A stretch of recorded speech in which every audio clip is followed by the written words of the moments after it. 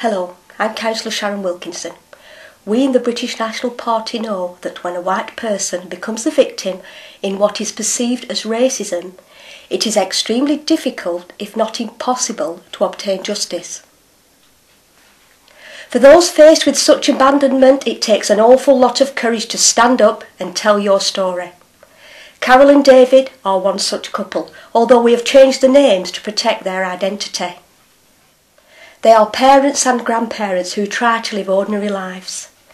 David's night out is a game of snooker at his local club, while Carol regularly drives into Burnley town centre for a game of bingo.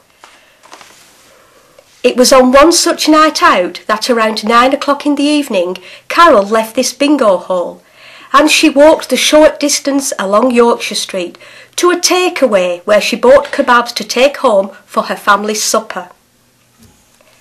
Only a few hundred yards away is the Turf Moor football stadium, where Burnley Football Club were playing at home, and street parking was at a premium. Carol had managed to park her car here on Blakey Street, near to the rear of the takeaway, leaving her only a few yards to walk back to her car. It is when Carol returned to her car that a pleasant, relaxing evening that she had enjoyed for many years turned into a living nightmare. We let Carol take up the story. Thanks for joining me, Carol. I know it's going to be very difficult for you, and also for your husband, David. Do you want to tell us in your own words what happened?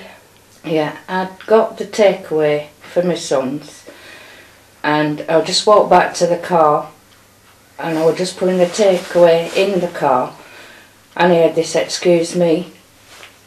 When I turned round, there were just these two Asian lads stood there.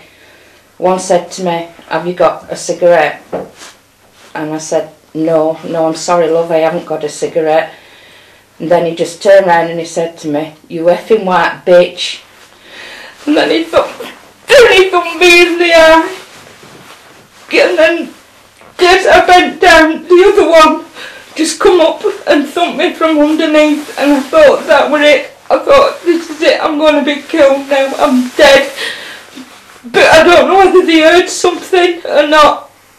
And when I don't know if they heard it or not, when they did that, they just run off away from me. I then got in my car, went home to give me where I could be safe. My son's dialed 999, and nobody come to the house. He had to flag a police officer down in the street.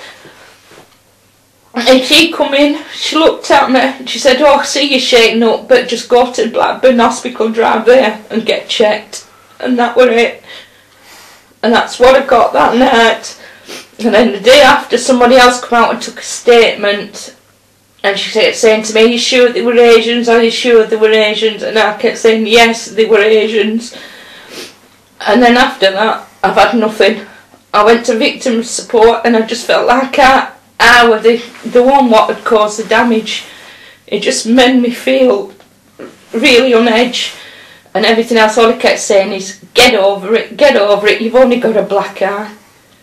And that's what I got, and that is all I've had. Right, thank you, Carol. Are you alright? It has been over 3 weeks since Carol's assault. When I inquired why Carol and David had no further contact from the police, it would appear that the officers who took Carol's original statement failed to pass the information to the relevant unit. I contacted the hate crime unit, and they claimed that they were not aware of Carol's assault. Within hours of my phone call to the hate crime unit, one of their officers visited Carol in her home and assured her that investigations would commence immediately. Carol and David are not looking for sympathy. All they want is to see justice done. We hope with our intervention that this police investigation will be successful.